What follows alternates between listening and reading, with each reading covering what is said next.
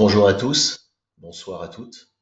Est-ce que, est-ce que tout le monde m'entend? Merveilleux. Oui, c'est ça. Je vois Philippe qui me fait un merci, un repère, c'est gentil. Alors on avait un merci d'être présent. En plus assez nombreux ce soir, parce que vous êtes près de 150 à suivre cette troisième édition des goûters. Laurie, qui s'occupe du centre de formation à l'expertise immobilière, notre assistante sur le centre de formation, voulait faire une petite introduction, mais il se trouve que son PC est bloqué. Donc je vais prendre la main, on va directement rentrer dans le vif du sujet. Ce que je vous propose, donc on est comme d'habitude sur un format, on va dire de formation et puis d'interaction aussi bien sûr à la fin, très court, puisque ça va donc durer à peu près une demi-heure ou un petit peu plus. Je vais essayer de faire rapide sur les différents effets que je vais évoquer, qui impactent la valeur locative. Ce que je vous propose au fur et à mesure, donc vous êtes très nombreux, bien sûr, on ne peut pas ouvrir les micros parce que ça va être ingérable. Vous avez une partie chat, bien sûr, une partie main levée. N'hésitez pas si vous avez des questions au fur et à mesure de les porter donc sur le support. Et puis à la fin, j'essaye de prendre le temps, au moins 10 minutes, pour répondre et puis interagir.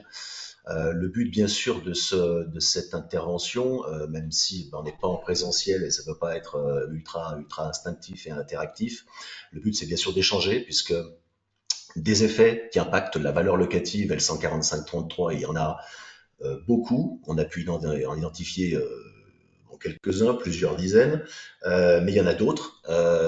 Et puis surtout, les abattements et les majorations qui sont retenues en jurisprudence très régulièrement évoluent. Et puis on le verra aussi, notamment pour l'effet terrasse, par exemple, ne sont pas forcément les mêmes que le local, que les surfaces, soit à Paris ou soit en province, donc pour différentes raisons. Ce qu'on va voir ce soir, tout ça découle en fait d'une grosse étude parue dans la JDI, dans l'Observatoire des loyers commerciaux, numéro du mois de décembre. Donc je rappelle la JDI, je fais un petit hommage et un petit clin d'œil, bien sûr, aux éditions Dalloz et à Yves Rouquet, son rédacteur, qui très gentiment, je tiens à le rappeler, nous autorise à diffuser donc les études qui sont publiées dans la JDI, ce qui n'est pas le cas de tous les éditeurs, et je tiens à le remercier pour que ça profite bien sûr au plus grand nombre et que ça alimente nos pratiques au quotidien. Donc je tiens à le saluer. Ces différentes études, elles sont disponibles sur le site de notre cabinet, Fabre Guillon Expertise, donc libre à vous bien sûr d'aller les consulter. Et tout ce que j'ai évoqué ce soir est largement, très largement développé dans ces différentes études. Donc dans cette étude de l'Observatoire de mois de décembre 2024, il y avait bien sûr l'Observatoire qui traite des loyers commerciaux à Lyon, mais il y avait 4 ou 5 pages qui détaillaient l'ensemble des effets qui impactent la valeur locative au titre de l'ensemble des éléments qui constituent la valeur locative, donc les caractéristiques, les obligations respectives des parties, etc. Donc là, on va en faire un tout petit résumé ce soir. On va juste s'intéresser à l'effet bonbonnière, qui est un effet, on va dire, ludique, et qui n'est pas aussi simple que ça à appréhender, parce qu'il ne tient pas qu'à la surface des locaux qu'on évalue. En deuxième, on verra l'effet terrasse, en espérant que ça fasse arriver le beau temps, qui traîne un petit peu. Donc on s'est dit que c'était peut-être le moment, ça a des chances de le déclencher. En tout cas, c'est voilà, c'est dans quelques semaines, quelques petits mois, c'est un sujet qui sera tout à fait d'actualité. Et puis différents autres petits effets qu'on va développer, qui sont plus livrés de façon anecdotique. Et tout ça, encore une fois, on verra en toute fin de présentation. Je vous montrerai à l'écran effectivement ce qu'on a pu développer dans la JDI de façon bien plus globale. Si donc vous avez tous le support bien sûr sous les yeux. Alors, est-ce qu'on va développer les effets impactant la valeur locative? Bien sûr, on ne parle que de la valeur locative L145-33. Après, il y a un débat effectivement sur les effets qu'on doit considérer si on s'intéresse à des locaux monovalents, mais c'est pas le débat de ce soir et c'est un débat purement juridique. Moi, ce que je propose, c'est qu'on s'intéresse aux techniques d'expertise, bien sûr, avec donc l'effet bonbonnière, l'effet terrasse et puis d'autres effets comme l'effet d'enseigne, synergie, ouverture, et puis d'autres qu'on va exposer de façon un peu sommaire. La valeur locative de renouvellement, bien sûr, statutaire ou judiciaire, est nécessairement adaptée en fonction de critères qui sont susceptibles de la faire varier à la hausse comme à la baisse. Bien sûr, quand on évalue des surfaces prises à bail commercial, on va évaluer une surface, enfin une valeur locative brute, et puis cette valeur locative brute, on va l'adapter par rapport à l'ensemble des éléments de la valeur locative et au local de l'espèce. Donc elle peut considérablement varier. Vous savez tous, par exemple, tout ce qui est close to commerce, qui peut nettement faire varier, bien sûr, à la hausse la valeur locative brute qu'on va identifier sur un secteur donné. Une décision qui était intéressante, donc vous avez bien sûr, je crois, il y a près d'une cinquantaine de pieds de page qui doivent envoyer à 5 ou 10 décisions judiciaires à chaque fois. Donc voilà, vous avez pas mal de décisions judiciaires qui ont alimenté ce support. Et le tribunal judiciaire de Paris, en juillet 2024, a pu rappeler que la valeur locative, bien sûr statutaire, se distingue de la valeur locative de marché, en ce sens qu'elle tient compte non seulement des caractéristiques du local, des notions de destination contractuelle, des charges inhabituelles, mais aussi d'éventuels facteurs de minoration ou de majoration du loyer et de l'historique, bien sûr, du bailleur, entre bailleur et preneur.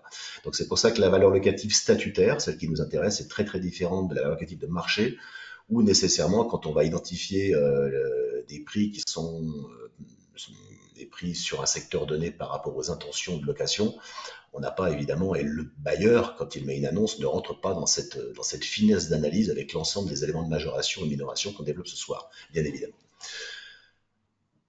Alors, donc évidemment, voilà, certaines majorations ou minorations de la valeur locative de renouvellement sont appréciées au visa de l'article R145.3, et c'est ce qu'on voit ce soir. On pourrait, et on verra en toute fin, bien sûr, il y en a d'autres en fonction des différents articles qui constituent le statut des baux commerciaux, mais pour l'instant, on va s'intéresser à 145.3, à savoir uniquement les caractéristiques des locaux, l'effet bonbonnière, l'effet terrasse et d'autres effets. Donc la formulation, elle est simple.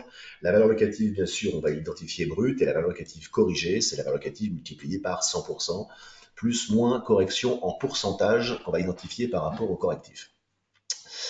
L'effet bonbonnière, dans un premier temps, dont vous avez peut-être déjà entendu parler, que vous avez déjà peut-être mis en œuvre ou apprécié, c'est un effet qu'on identifie lorsque des locaux sont le plus souvent, alors c'est pas aussi simple que ça, mais c'est un peu la règle par défaut, inférieurs à 20 ou 30 mètres carrés.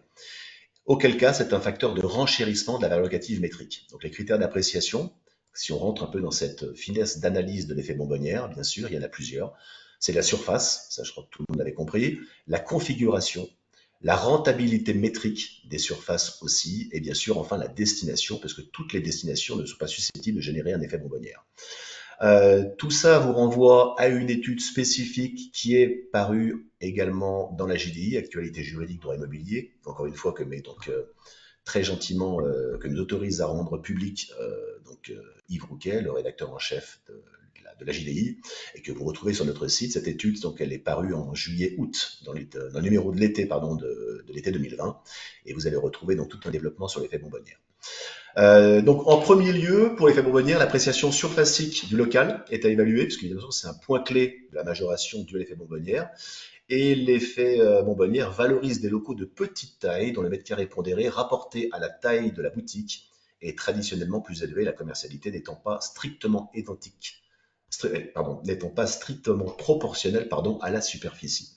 Donc le déclenchement de l'effet bonbonnière, je vous l'ai dit en introduction, n'est nullement systématique en deçà d'une surface de 30 mètres carrés ou voire de 20 mètres carrés ou plus petite encore. La seule notion de petitesse ne suffit pas. Et vous avez en pied de page différentes décisions judiciaires justement qui précisent les critères d'appréciation et la non-systématisation en fonction d'une surface de 30 ou 20 mètres carrés, ce qu'on peut des fois voir encore passer dans certaines études, où certaines études affirment qu'en deçà de 30 mètres carrés, il y a un déclenchement d'effet bonbonnière. C'est très très loin d'être le cas lorsque l'on s'intéresse à la jurisprudence. Donc, premier point, bien sûr, l'appréciation surfacique. Le deuxième point, la configuration des surfaces, évidemment, parce qu'encore faut-il que les surfaces soient propices à déclencher un effet bonbonnière. Il y a des surfaces qui ne sont pas intéressantes du tout, donc il n'y a rien à déclencher du tout. Donc, plusieurs surfaces supérieures à 30 mètres carrés se sont également vues attribuer le bénéfice de l'effet bonbonnière et qui conduit à les survaloriser au regard de boutiques de plus grande dimension.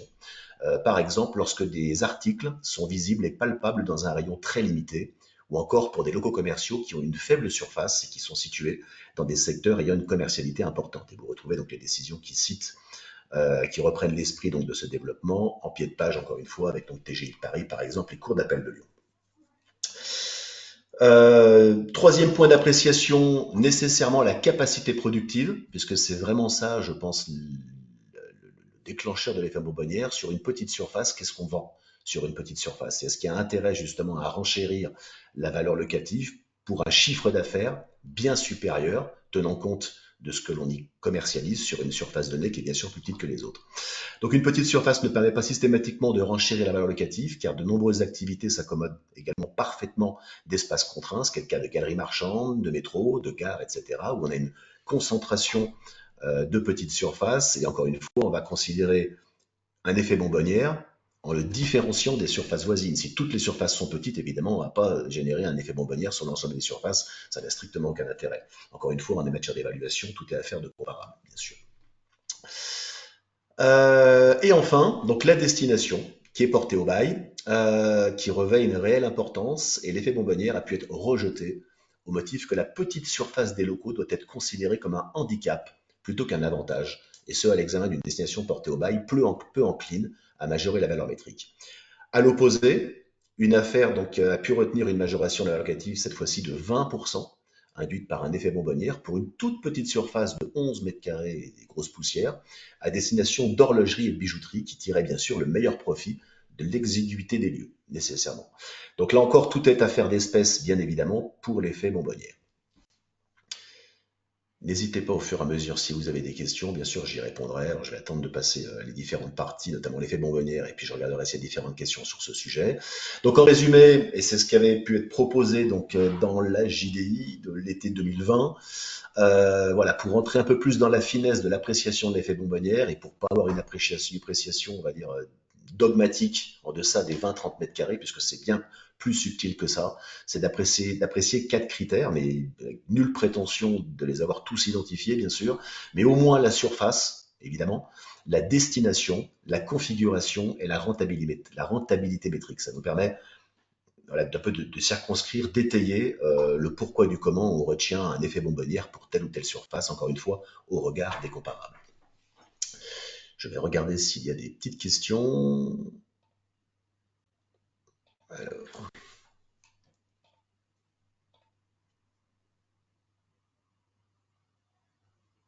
c'est Laurie qui précisait que le support, bien sûr, est adressé à tout le monde à la fin de l'intervention. Donc, l'effet bonbonnière, je ne vais pas vous en dire plus. Si ça vous intéresse, voilà, vous avez une longue étude de plusieurs pages donc, dans la GDI. On va s'intéresser maintenant à l'effet terrasse. Donc en espérant là encore qu'il fasse arriver le beau temps. Donc l'effet terrasse, qu'on appelle également le droit de terrasse, est un point d'appréciation donc majeur de la valeur locative. C'est une étude sur laquelle on a pu plancher avec un de mes éminents confrères, Mathieu Herzberg, qui nous suit peut-être ce soir, qui est expert près de la Cour d'appel de Versailles et qui se trouve être de formation universitaire mathématique. Donc on a pu développer une approche très, très étayée, très cartésienne.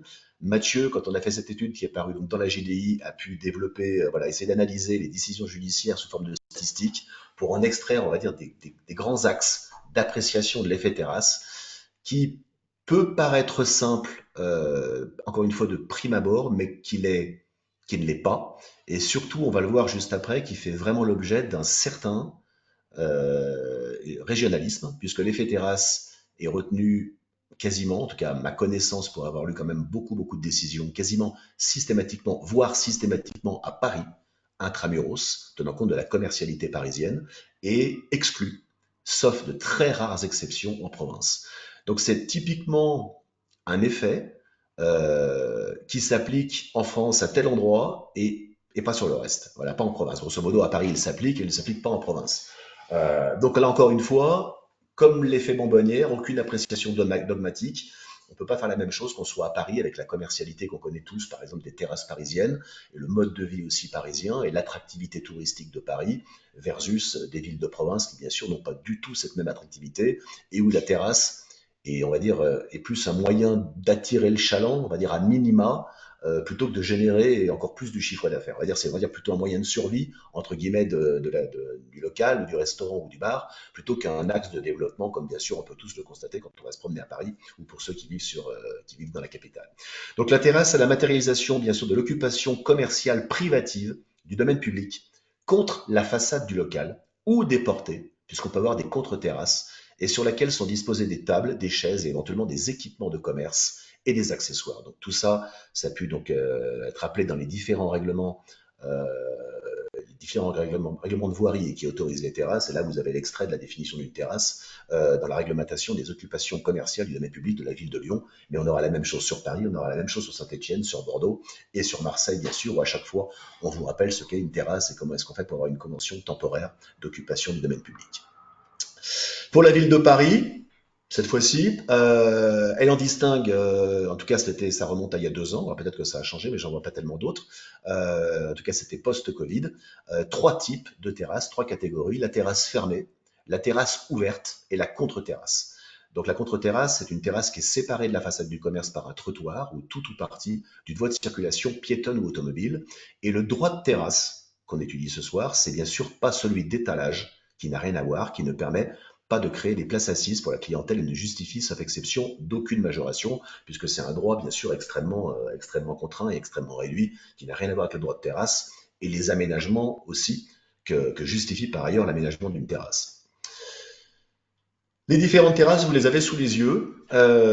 Donc là, c'est une infographie qu'on avait réalisée au cabinet, qu'on avait proposée donc à la GDI, donc qui vient de chez nous.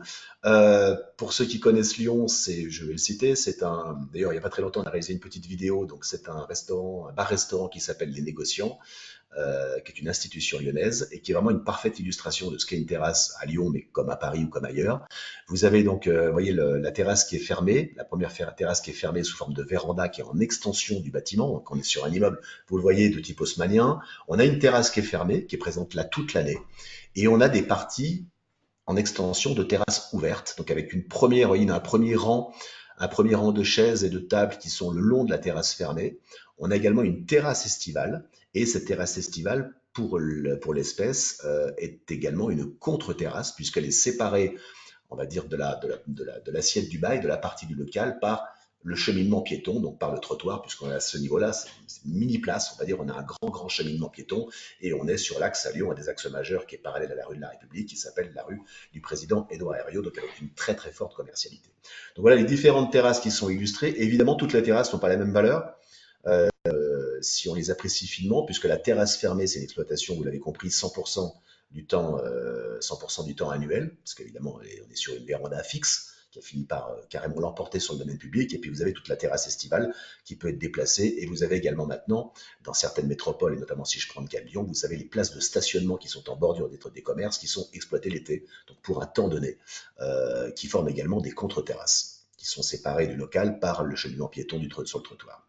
Donc en matière d'évaluation de l'apport éventuel d'une terrasse au fonds de commerce, donc et par voie de conséquence à la charge locative dont il s'acquitte, il est nécessaire d'en mesurer l'amplitude d'exploitation. La terrasse, est-ce qu'on l'exploite de façon saisonnière? Est-ce qu'on l'exploite de façon annuelle ou est-ce qu'il s'agit encore de terrasse sur stationnement? Donc apprécier une terrasse, c'est une chose, mais sur quelle durée? Évidemment, c'est pas du tout la même durée si on l'exploite sur le stationnement, puisque généralement ce sont donc des places de stationnement qui sont supprimées exclusivement l'été, donc une durée très réduite, ou est-ce que c'est une terrasse, une pleine terrasse comme celle qu'on a vue juste avant, qui est fermée avec une exploitation annuelle? Donc les possibilités d'occupation du domaine public sont délivrées à titre personnel et ne peuvent ni être cédées, bien sûr, elles sont précaires et accordées pour une durée déterminée et peuvent être retirées à tout moment pour motif d'intérêt général et sont soumises à redevance puisque, vous le savez, on ne peut pas aliéner le domaine public. C'est ce qui justifie d'ailleurs, on le verra, l'exclusion, en tout cas en province, de toute valorisation complémentaire induite par l'exploitation d'une terrasse. Donc la terrasse et le droit y accordé n'est pas un élément constitutif du fonds de commerce, je fais un petit rappel. La terrasse n'a jamais été un des éléments de composition du fonds de commerce, listé par le Code de commerce, bien évidemment, puisque c'est donc encore une fois une partie du domaine public, même si on sait tous, dans les faits, que dans un contexte de cession de fonds de commerce, bien évidemment, l'acquéreur du fonds de commerce, le repreneur d'un fonds de commerce, va en même temps mettre en parallèle le chiffre d'affaires qu'il réalise sur la terrasse, donc sur l'occupation temporaire du domaine public, qui peut être dénoncée tous les ans. Donc pour des motifs de travaux, voilà. Donc en fait, généralement les fonds de commerce, pour la partie de chiffre d'affaires qui est réalisée sur la terrasse, c'est une partie du chiffre d'affaires qui est quand même par définition très incertaine. Mais c'est comme ça que ça se passe dans la vraie vie.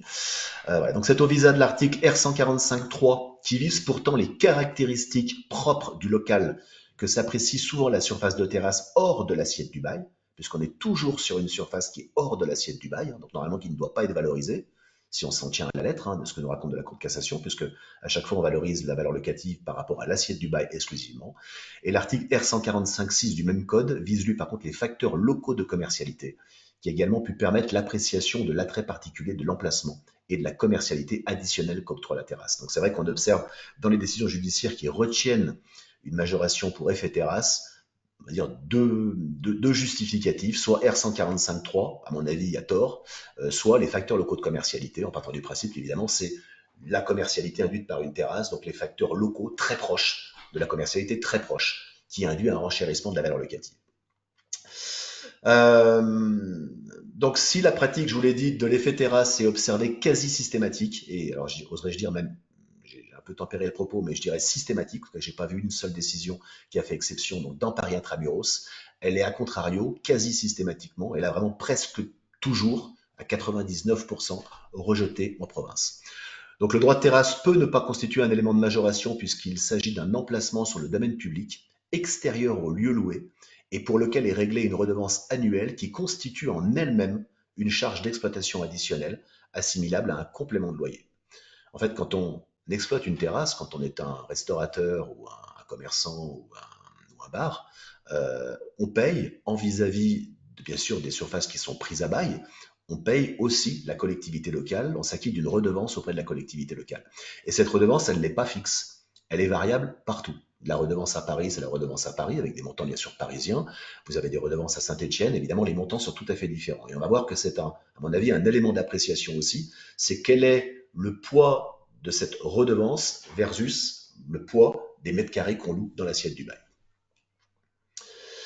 L'appréciation de la majoration, donc de fait, n'est pas uniforme sur l'ensemble du territoire national, qui revêt des commercialités très différentes selon qu'il s'agisse donc des plus beaux emplacements touristiques de surcroît en métropole, versus des situations totalement isolées en secteur paupérisé, bien évidemment.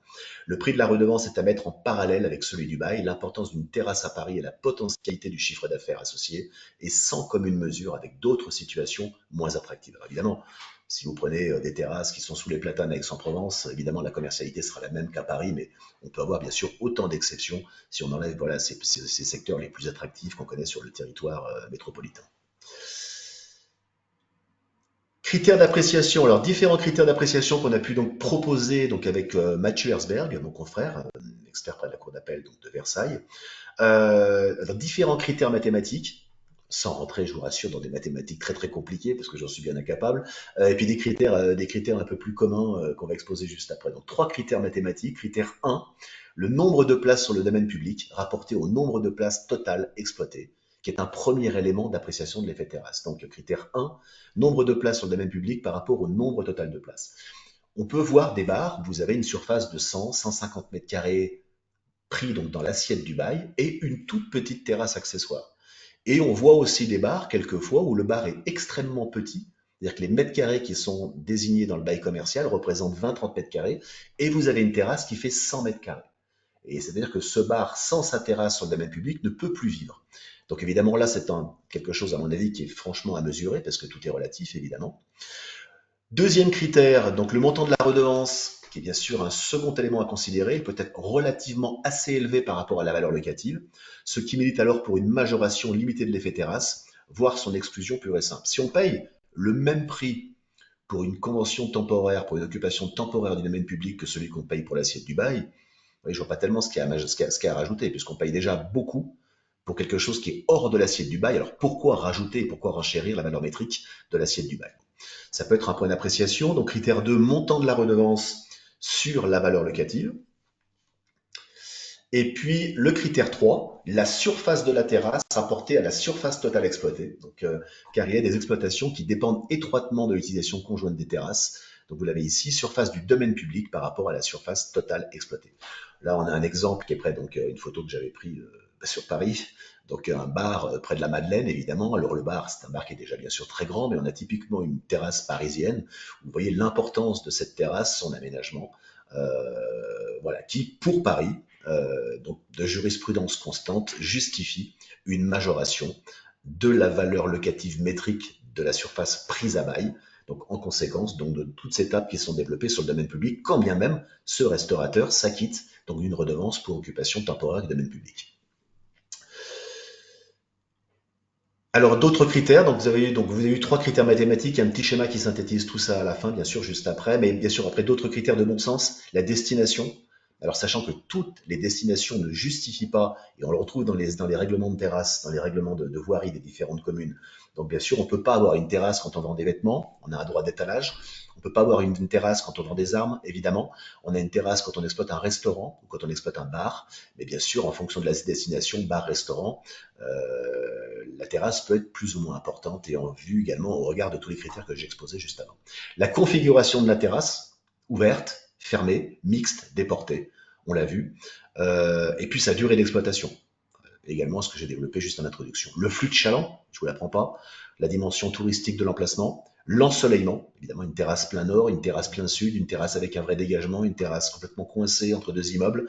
Bien sûr, sa valorisation ne sera pas la même, et la durée d'exploitation, je l'ai dit juste avant, annuelle versus saisonnière. Voilà. Donc autant de choses qui sont à appréhender, puisqu'on peut très bien visiter un local alors que la terrasse est développée, et puis quelques mois après, effectivement, puisque c'est une terrasse saisonnière, voir que cette terrasse est fermée. Donc la majoration ne sera pas la même si on est sur une terrasse fermée et exploitée toute l'année. En résumé, en synthèse, en schéma, donc les différents critères d'appréciation de l'effet terrasse, trois critères mathématiques et pécuniaires, donc si je prends de gauche à droite, nombre de places sur le domaine public versus le nombre total de places donc dans l'assiette du bail. Deuxième critère, le montant de la redevance versus la valeur locative. Et puis troisième critère, surface sur le domaine public versus la surface totale exploitée. Donc ça, ce sont les critères mathématiques et pécuniaires. Et puis donc les critères qu'on a vus juste après, des critères donc, de bon sens, la destination, la durée d'exploitation, la configuration de la terrasse, et enfin la chalandise dont bénéficie l'exploitation de cette terrasse. Donc voilà les critères qu'on peut imaginer, bien sûr encore une fois sans aucune prétention d'exhaustivité du propos. Est-ce qu'il y a des questions? N'hésitez pas au fur et à mesure si vous avez des questions sur les terrasses ou un retour d'expérience. Alors, il y a peut-être une petite question. Alors, Bertrand, doit-on comprendre que l'application de l'effet terrasse à Paris, que la redevance payée à mairie de Paris est très faible par rapport à la valeur locative? Alors, je ne sais plus, Bertrand, en toute honnêteté, cette étude remonte. J'avais les prix, je crois que dans l'étude, dans la JDI, si je dis pas de bêtises, on a fait un comparatif avec Mathieu sur trois localités. Alors, je peux dire une bêtise, ma mémoire est un peu défaillante et j'ai pas relu l'étude en tout. Voilà, j'ai pas relu l'étude. Honte à moi, avant de l'intégralité de l'étude, avant de l'évoquer ce soir, je crois qu'on a évoqué Marseille, Paris, Lyon et une autre ville. Et à chaque fois, on a identifié le prix du mètre carré de terrasse, le prix à payer pour un exploitant, pour un bar ou pour un restaurant, à payer de mètre carré de terrasse. Donc après, c'est pareil. Et bien sûr, à Paris, par exemple, de mémoire, à Paris, bien sûr, une terrasse sur les Champs-Élysées, c'est pas du tout une terrasse aux confins d'un arrondissement qui, disons, n'a pas la même attractivité. Donc, même si j'avais la réponse, encore une fois, de toute façon, il y a différents prix de terrasse et différentes valeurs locatives. Donc, je ne sais pas après la proportionnalité, s'il y a proportionnalité ou pas. Je m'en souviens pas du tout. Et je crois pas, en plus, pour être encore tout à fait honnête, que j'avais réalisé à l'époque une étude sur l'ensemble des arrondissements de Paris pour voir effectivement la relativité dans la terrasse. Je crois qu'on n'est pas allé jusque-là dans l'étude, mais ça peut être un sujet pour une étude sur le droit de terrasse V2 dans quelques années, toujours pareil dans la GDI. Est-ce qu'il y a d'autres questions? N'hésitez pas. Donc voilà, si vous avez, n'hésitez pas, en tout cas, voilà, à lire toutes ces études, parce que là, vous n'en avez qu'un tout petit extrait, vraiment un extrait de synthèse. Et bien sûr, il y a un énorme développement dans chacune des études, et voilà, encore une, comme je l'ai dit à l'instant, sur les différentes redevances pour occupation temporaire, droit de terrasse, selon différentes localisations en France. Il y a encore une petite question. Non.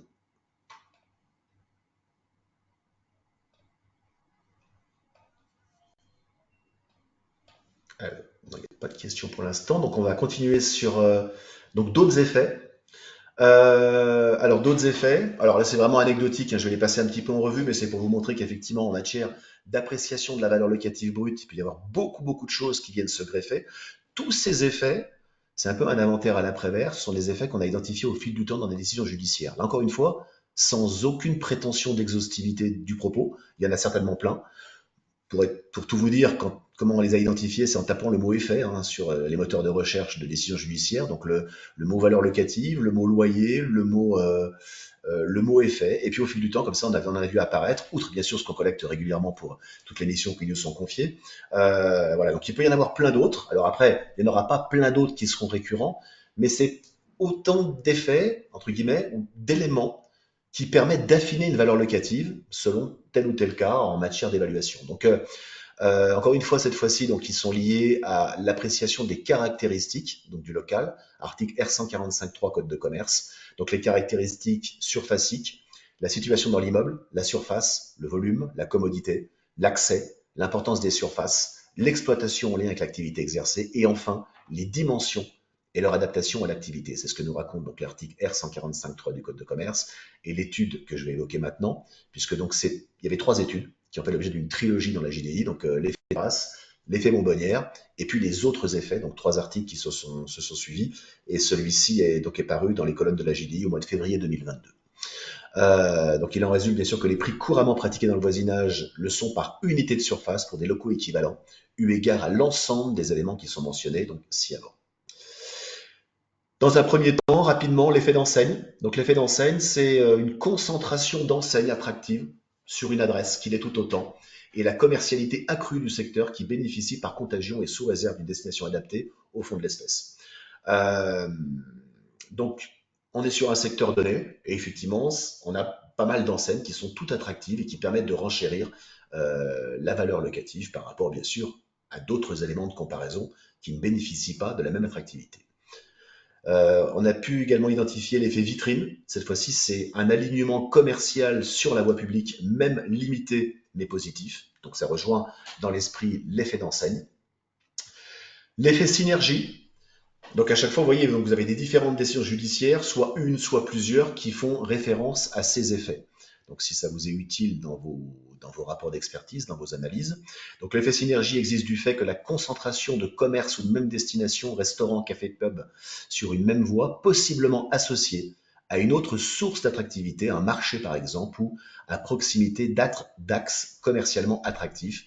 Et là, on vous a mis en termes de photos, la rue Mercière à Lyon, on va être bien sûr, on va être un petit peu chauvin, qui est une rue où se concentrent beaucoup de restaurants. Voilà, et donc clairement sur cette rue, il y a un effet synergie puisqu'on ne va dans cette rue que pour se restaurer, que pour manger. On n'y va pas pour acheter des vêtements. Alors il y a une ou deux enseignes qui font autre chose que de la restauration, mais c'est vraiment extrêmement anecdotique. Le tout concourt à créer une zone commerciale, donc une mini-zone commerciale qui jouit d'un flux important de chalands, bien sûr, généré par une activité, par une destination particulière, et là pour l'espèce, la restauration. Mais ça pourrait bien sûr être tout autre type de destination. L'effet bandeau, donc là c'est un effet qui est rappelé dans la charte de l'expertise en évaluation immobilière, donc il évoque depuis sa 4e édition, qui date de 2012. Il y a eu depuis bien sûr la 5e édition 2017 et peut-être cette année encore une nouvelle édition. L'effet bandeau mesure la valeur métrique des surfaces de vente en étage ou en entresol d'une façade sur rue qui bénéficie d'un éclairage naturel par une large vitrine ou plusieurs fenêtres formant baie vitrée, et ce sur une profondeur de 5 mètres. Donc c'est extrêmement détaillé. Donc là, je ne fais que rappeler la définition de la charte de l'expertise, donc là qui caractérise l'effet bandeau, qui bien sûr est rappelé très régulièrement en jurisprudence dès qu'il s'agit d'évaluer des surfaces en étage, le premier étage classiquement, quand il y a un gros apport de lumière. L'effet d'angle, pareil, rappelé également dans la charte de l'expertise. L'effet d'angle, situation d'angle, ou encore appelé la zone d'angle, qui vise à surpondérer grâce à un coefficient amplificateur compris entre 1,10 et 1,30 et sur la base d'un triangle isocèle de 5 mètres de côté. Donc je précise bien un triangle isocèle de 5 mètres et pas un triangle équilatéral. Et un triangle isocèle de 5 mètres de côté, c'est donc la moitié d'un carré de 5 par 5, donc c'est la moitié de 25. Donc ça fait 12,5 mètres carrés. Et malheureusement, on voit encore passer des décisions judiciaires qui retiennent des triangles isocèles de 5 mètres de côté et qui arrivent à retenir des surfaces pondérées de 25 mètres carrés ou 23,12. Voilà, donc un triangle isocèle ne peut pas faire plus que 12,5 mètres carrés a priori. Mathématiquement, sauf bien sûr à ce que je me trompe, mais je ne crois pas trop. Donc il vise à surpondérer entre 1,10 et 1,30, donc une surface de boutique qui est en angle de rue, et qui bénéficie de 2 vitrines ou d'un linéaire de façade entièrement vitré. Et la question, bien sûr, comment est-ce qu'on apprécie un 10 ou un 30? Alors, on va être extrêmement basique. Un 30, par exemple, voilà, en angle de rue sur 2 axes qui sont très commerçants, et un 10 en angle de rue, un axe est très commerçant et un autre ne l'est pas. Voilà, par exemple, mais bien sûr, c'est infiniment plus subtil et plus compliqué que ça à appréhender dans les faits et à justifier, bien sûr, dans nos rapports. L'effet d'échelle, qui lui est nécessairement dégressif, il minore la charge locative métrique en conséquence de surface de l'espèce observée plus grande que celle couramment relevée dans le voisinage. Il reste bien sûr à vérifier que la rareté des surfaces de l'espèce ne soit pas, à contrario, un facteur de renchérissement de la valeur, puisqu'on peut avoir bien sûr des surfaces qui sont tout à fait inverses et qui sont extrêmement recherchées parce qu'elles sont plus grandes que les autres, parce qu'elles sont plus rares, ou bien sûr voilà, cet effet d'échelle ne trouve pas à s'appliquer du fait d'une rareté avérée sur le secteur. Et puis des effets qui sont vraiment anecdotiques, qu'on a pu identifier, voilà, juste pour rire un petit peu. Donc l'effet couloir, une surface à destination de restauration, pénalisée par une configuration qui empêche une pleine exploitation. Vous avez tous vu un restaurant, on a une première salle, et puis on a une deuxième salle, et puis on a un couloir entre les deux qui est exploité aussi avec des tables, et ce couloir est extrêmement serré. Donc voilà, on n'a pas une pleine exploitation, parce que le couloir peut être long pour aller d'une surface à l'autre, et évidemment, c'est plus simple de desservir un grand carré parfait, plutôt qu'une surface tout en enfilade pour le serveur. On peut avoir aussi un effet entonnoir qui procède de l'étroitesse particulière des surfaces, d'où une nécessaire adaptation de la valeur locative grâce à des pondérations. Et il s'apparente à l'effet placard, qui a pu aussi être identifié, qui concerne des surfaces de forme irrégulière relativement étroites avec des coins et des recoins. Un effet volume pluriel et qui caractérise différentes organisations des surfaces. Et à l'instar de l'effet d'échelle qu'on a évoqué juste avant, lorsqu'il est question de grandes zones de vente, tantôt lorsque les dites surfaces ont été remaniées, par exemple avec la suppression d'un cloisonnement générant, grâce à l'augmentation de la profondeur et de l'éclairage, une perception commercialement beaucoup plus favorable. Les effets sont ici, donc avant que je vous montre, parce qu'on est dans les temps, donc quelques effets qui impactent la valeur locative, tous ceux qu'on vient d'évoquer, qui sont ici, sauf l'effet terrasse et sauf l'effet bonbonnière. Vous voyez, vous avez donc différents effets qui peuvent être appréciés en fonction de la commercialité. Donc commercialité, l'effet d'enseigne, l'effet synergie, l'effet d'ouverture. Encore une fois, tous ces effets, c'est pas des effets qu'on a inventés nous, hein, je le précise bien, c'est des effets qui sont vraiment repris, évoqués par des praticiens, par des évaluateurs, par des experts, que la jurisprudence a consacrés, voilà, qui nous permettent effectivement de mieux mesurer une valeur locative brute. Des deuxièmes points d'appréciation, la commodité des surfaces, effet couloir, effet entonnoir, effet volume. On peut également évoquer l'effet cathédrale, euh, donc, que j'avais pu évoquer dans une conférence avec Maître Bro et le professeur Monge, donc tous deux éminents juristes. L'effet cathédrale serait un local où vous avez bien sûr une grande hauteur sous plafond, donc vraiment une perception très avantageuse des surfaces quand on rentre dans les surfaces. À ma connaissance, il n'a jamais été consacré. Il a déjà été évoqué en jurisprudence, mais il n'a jamais été consacré.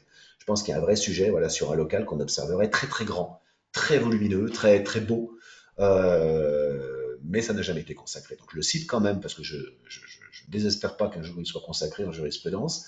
Et vous avez donc l'appréciation des surfaces, l'effet bandeau, l'effet d'angle, l'effet vitrine et l'effet d'échelle.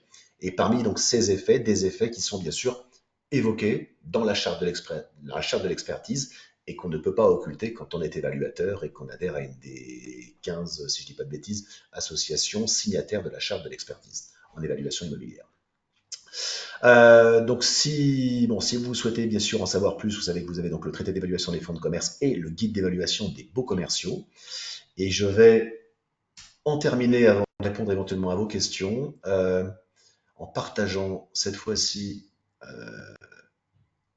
alors, hop, en partageant donc la publication de la JDI, voilà, qui est ici, donc, pour rendre hommage aux éditions Dalloz, si ça veut bien passer à l'écran. Alors, si vous la voyez, parfait, vous la voyez, magnifique, on y est. Il y a une petite latence.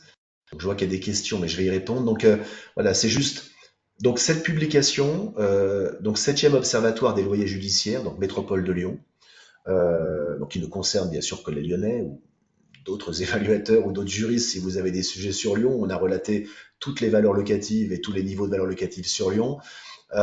Et surtout, voilà, on a étudié donc Lyon pour les valeurs locatives, mais tous les facteurs de majoration et de minoration de la valeur locative à l'échelle de la France. Donc c'est paru donc tout récemment dans la JDI, c'est le numéro du mois de décembre.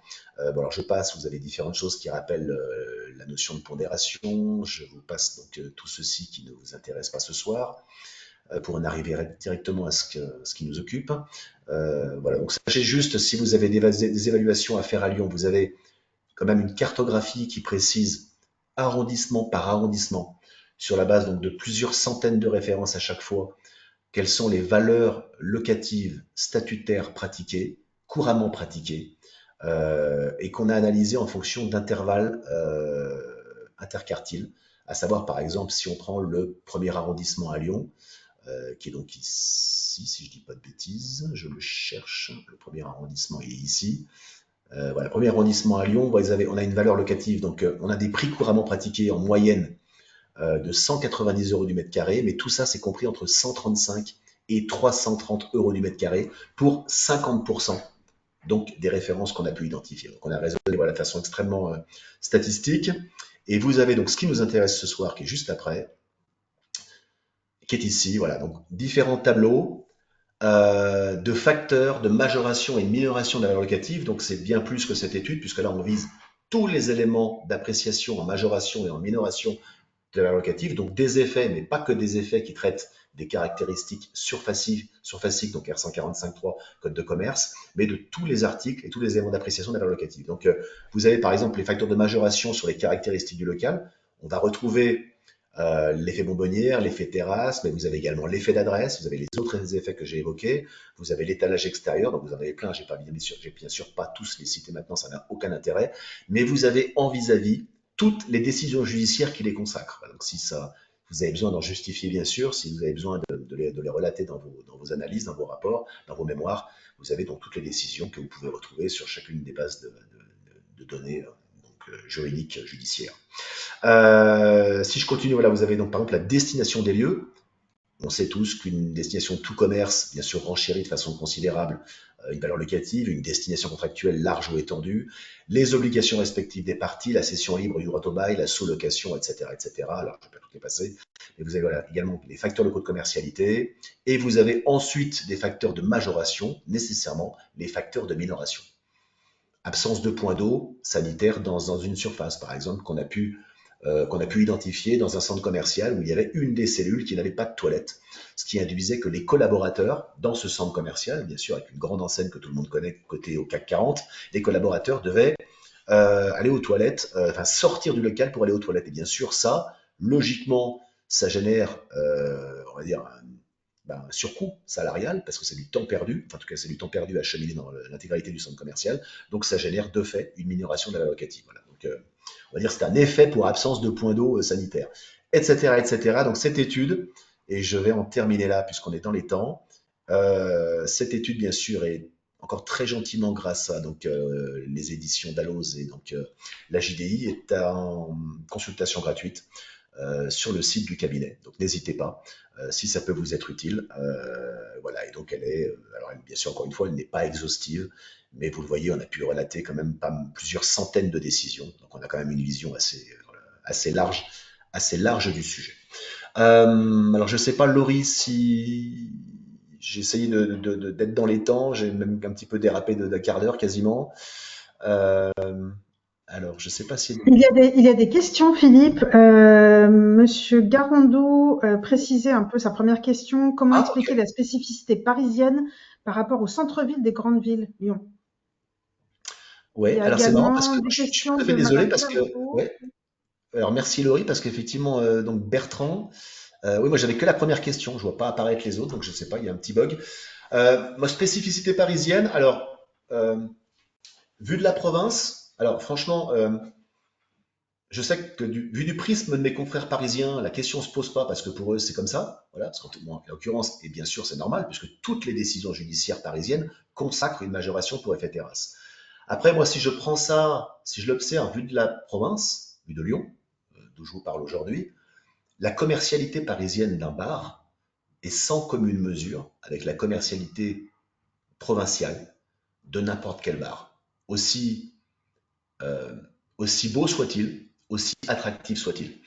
Euh, il y a des bars sur Paris, pour y aller très régulièrement, euh, quand j'y vais, les terrasses sont toujours occupées. À Lyon, qui a quand même une météo un peu plus clémente qu'à Paris, vous n'avez pas ça, quel que soit le bar, où qu'il soit. D'abord, l'amplitude d'ouverture de la terrasse n'est pas aussi grande qu'à Paris. Je veux dire, à Lyon, passer 21h, 22h, sauf l'été, quelques mois d'été, la terrasse, elle est fermée. Donc, oui, donc je pense qu'il y a ça. Il y a les, alors pour répondre à la question de Bertrand, je pense qu'il y a un peu le mode de vie. Je pense qu'il y a clairement le mode de vie parisien qui induit ça. Alors après, la jurisprudence n'est pas allée jusqu'à se poser ces questions, hein, puisqu'effectivement, sur Paris, 100% des décisions retiennent une majoration pour effet terrasse. C'est donc vraiment à l'inverse qu'il faut se poser la question. Quand on est en province, qu'est-ce qu'on fait? Voilà. Donc, il y a 98% des 99% des décisions en terrasse qui ne retiennent pas. Euh, Parce que je pense tout simplement que le chiffre d'affaires induit par une terrasse en province est bien inférieur à celui qui peut être réalisé sur Paris. Mais et si je vais jusqu'au bout du développement, mais en fait on ne le saura jamais puisque je ne vous apprends pas que le chiffre d'affaires du local n'est pas un élément d'appréciation de la valeur locative. Donc en fait on n'en saura rien puisque c'est pas un élément qu'on peut croiser. Donc on ne le saura pas. Voilà, on va malheureusement rester, je pense, à l'appréciation aux us et coutumes qui est pratiquée à Paris. Délimité par les frontières du périphérique et le reste de la France, à savoir dans toute la province. Je ne sais pas s'il y a d'autres questions, Laurie, je crois, parce que je ne les vois pas toutes a priori. Oui, tout à fait. Une question de votre consoeur Ah, Sophie Perdreau. Bonjour, est-il pertinent de considérer que le préalable pour l'appréciation de la prise en compte de la terrasse est l'existence ou non de droits de terrasse équivalents observés sur les comparables retenus? Par oui. exemple, si tous les comparables observent des droits de terrasse équivalents à celui évalué, la prise en compte paraît peu pertinente. Bah oui, c'est toujours pareil en fait. Moi, alors, j'ai cette expression qui est un petit peu peut-être râler pas crête, mais je dis toujours, voilà, faut comparer des carottes avec des carottes et pas des carottes avec des choux-fleurs en évaluation. Je crois que c'est vraiment le nerf de la guerre. C'est vraiment la nature même de nos comparables. C'est vraiment tout à fait ça. Si je suis sur un secteur où effectivement, ou même, moi, je me suis posé la question à l'inverse, c'est-à-dire que j'observe maintenant, on a un juge des loyers unique sur Lyon, j'observe maintenant, j'ai observé récemment, donc dans le cadre de cet observatoire, que le juge est un peu plus enclin à s'intéresser à l'effet terrasse et l'a retenu tout récemment. Je crois que j'en ai évoqué dans le dernier observatoire des loyers judiciaires. Ce qui n'était pas le cas avant, ce qui n'avait jamais été le cas avant. À un moment donné, voilà, si tous mes comparables, notre juge des loyers, d'un point de vue judiciaire, apprécie une majoration pour l'effet terrasse, oui, je vais avoir du mal quand même à aller à l'encontre. Bon, il y a ça aussi. Euh, Puisque de toute façon, en matière de valeur locative statutaire, on n'apprécie voilà, que tout ce qui découle des décisions judiciaires, que c'est totalement décorrélé de la valeur locative de marché. Donc on est obligé, quand on valorise une valeur locative judiciaire, d'être totalement emprunt des décisions judiciaires, de ces majorations pour effet terrasse, de cette majoration pour bail tout commerce, etc., etc. Donc on ne peut pas l'occulter. Voilà. Mais encore une fois, tout est affaire de comparable. Il y avait donc d'autres questions, je crois, oui j'ai vu, donc j'ai pu, ça a l'air de remarcher. Euh, il y avait Anissa. Les notions environnementales sont-elles consacrées par la jurisprudence? Alors Anissa, je ne sais pas ce que c'est que les notions environnementales. Si vous voulez juste développer, et puis j'en y reviens, j'y retourne. Euh, il y avait Anne. Donc lorsqu'un exploitant, Anne Le Coffre, lorsqu'un exploitant exerce sur un local à cheval sur plusieurs baux, applique-t-on une correction au local expertisé pris isolément ou faut-il prendre en considération l'intégralité de l'exploitation? C'est trop compliqué la question, hein. Donc lorsqu'un exploitant exerce sur un local qui est pris à cheval sur plusieurs baux, donc il a un local mais son local fait l'objet de plusieurs baux, applique-t-on une correction au local expertisé, donc la surface qu'il loue et pas l'ensemble, donc pris isolément, ou faut-il prendre en considération l'intégralité de l'exploitation? Bah, je sais pas, j'aurais tendance à dire, je dis peut-être une bêtise, mais l'assiette du bail, tout simplement. Que son assiette du bail. Je ne sais pas si je réponds à ta question, Anne, mais n'hésite pas. N'hésite pas, si j'ai dit une bêtise ou si je suis fatigué, à 17h52. Euh, Sophie, Perdreau, non, je viens d'y répondre, pardon. Bertrand, on a vu. Euh, non, et je crois que j'ai répondu à toutes les questions. Je sais pas. Et sauf bien sûr Anissa, si vous voulez compléter, mais non. N'hésitez pas si vous avez des questions. Ah, et pardon, Anissa, oui, tout à fait. La charte et le Redbook l'ont intégré dans leur réflexion performance thermique, tout à fait.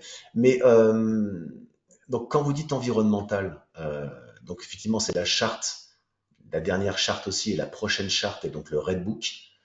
Euh,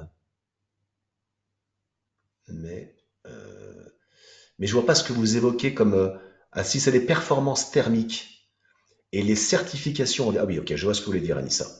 Euh, donc les performances thermiques d'un local. Et alors franchement, là, bah, ça peut peut-être être un sujet. Euh, Néanmoins, vous voyez, je suis pas tout à fait sûr qu'on aille jusqu'à ce niveau de réflexion.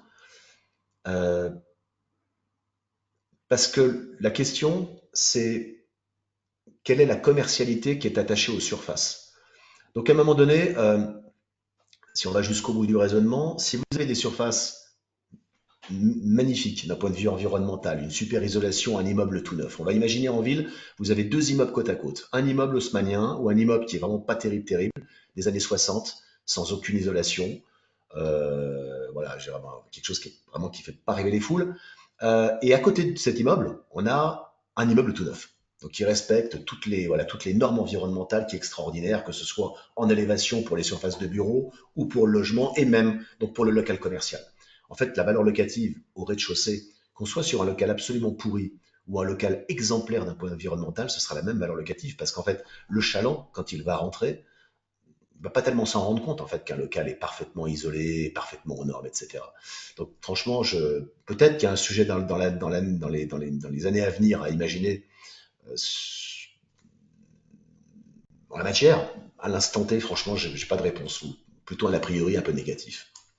Voilà, pour tout, effectivement, tout ce qui est valeur verte. Non, je ne sais pas le traduire. Enfin, en tout cas, en matière de valeur locative statutaire, je ne sais pas le traduire. Enfin, moi, je ne sais pas. Peut-être que d'autres personnes savent, mais je crois qu'il est peut-être un peu tôt pour évoquer le sujet. Mais ça n'engage que moi, bien sûr. Je crois que j'ai répondu à toutes les questions. Laurie? Ouais. Oui, tout à fait. Merci beaucoup, Philippe. Il reste à vous remercier. J'ai pas pu me présenter. Je suis désolée, j'ai eu un petit bug en début. Je suis Laurie Graziani, je m'occupe des centres de formation. Je vous remercie pour votre participation. Vous étiez encore plus nombreux que les deux dernières éditions. Nous vous enverrons le support, le lien de replay si vous voulez revoir tout ça. Si vous avez des questions, n'hésitez pas à nous envoyer un petit message contact@cfei.fr. Et puis, deux formations à venir très bientôt qui concernent le sujet qui nous a occupé aujourd'hui. Une formation évaluation de la valeur locative, commerce et hôtel avec Adeline Détuyer qui était présente avec nous aujourd'hui. Merci beaucoup. Et puis, évaluation de l'éviction commerciale avec Philippe comme formateur. Donc, ces deux formations ont lieu les 25 et 26 mars. N'hésitez pas à me solliciter si vous voulez des informations. Merci beaucoup à tous pour votre participation. Très bonne soirée et à bientôt.